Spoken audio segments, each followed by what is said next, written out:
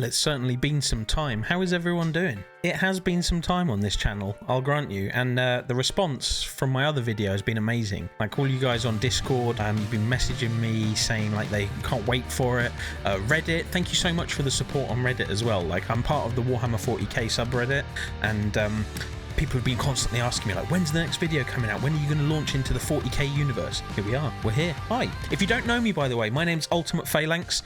I used to be a Halo content creator. Halo Infinite didn't really do it for me, so that's kind of, you know, kind of pushed that for the wayside. And now I'm focusing on Warhammer 40,000, so welcome, please. Let me know if you want me to cover anything. If you've seen my other videos where I do lore videos on like topics on the background of Halo and things like that, I'm going to be doing exactly the same with Warhammer 40k. It's like a no bullshit type of attitude type thing. I'm just going to get down to the nitty gritty. It's not going to be like hour-long videos or half-hour-long videos. I'm hoping to get everything in sort of around 10 minutes or less. Sometimes the videos might even just be a couple of minutes. Obviously not this one because it's the first one back and there's quite a long intro.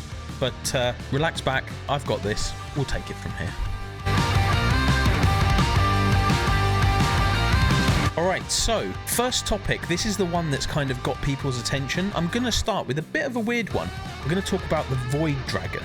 Now, those of you in 40k already might know this as the C'tan.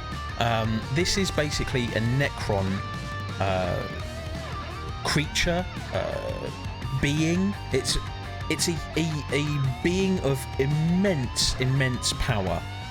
The proper name of it is actually Magladroth, and the Void Dragon is actually one of the few remaining C'tan, which is one of the Necron's like star gods. It's probably the easiest way to describe it. Based in the Milky Way galaxy, which is obviously where 40k takes place. Now, the Void Dragon, or rather a large shard of it, which is known as the C'tan, is believed by some tech priests from the Adeptus Mechanicus to be the actual machine god. So you've all heard of the machine god of Mars. You know, it's venerated by the cult of the machine of the Adeptus Mechanicus. It's possible that we could be talking about the machine god here. That's a big one. Now, there may be a connection between this being and the Dragon of Mars, which is an unknown entity which was imprisoned beneath the surface of Mars by something called the Perpetual, who would become to be known as the Emperor of Mankind, the God Emperor, the Emperor Protect. Before the start of what we know as the Age of Strife, which we might do another video about later on. It's not important right now, though. Now, the Void Dragon, if it actually exists, is arguably the most powerful surviving C'tan out there. The main thing that's come up a lot with this is that people say that the Void Dragon doesn't look like a dragon. Why is it called a dragon? Now, this created a bit of a spark in my head. It's what actually started me on this channel, so I figured it's why I wanted to start with this video. It's not a dragon in the physical sense. It's a dragon, from what I can figure, in the biblical sense. Dragon, the word dragon in older English, can be used as a figurative pejorative. The same way you would call a serial killer a demon, for example, air quotes, demon, but not mean an actual demon in the supernatural sense. It's, you know, you're being figurative with the wording. Now, the difference between a figurative dragon and a figurative demon is that dragons tend to be indiscriminate destroyers, while demons tend to be more subtle. Now, a demon's evil is guided by goals, while a dragon is kind of, you know, a force of nature, like an unstoppable thing. You can bargain with a demon, maybe even bind one, but a dragon cannot ever be reasoned with or controlled.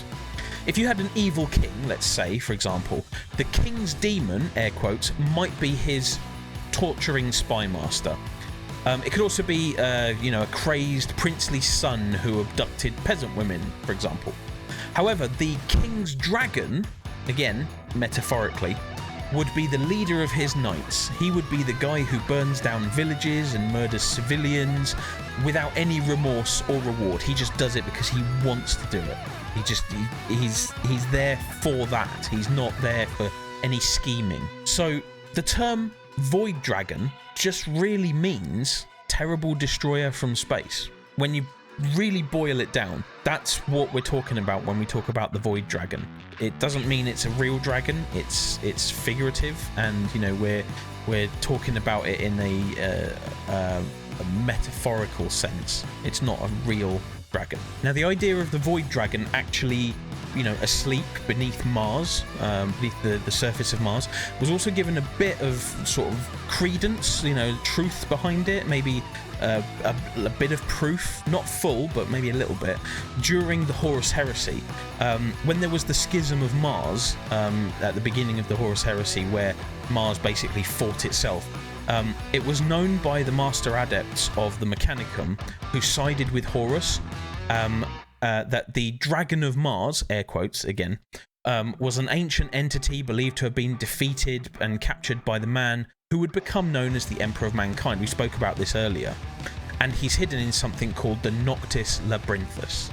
Now, I won't go into what that is, but effectively it means night labyrinth or night maze. If there's anything you would like to see me cover on this channel, please drop it in the comments down below. I will do literally any subject. I will pull out whatever information you want me to pull out, and we'll turn it into a short video with, you know, no bullshit type stuff. We break it down into the very least technical stuff that we can.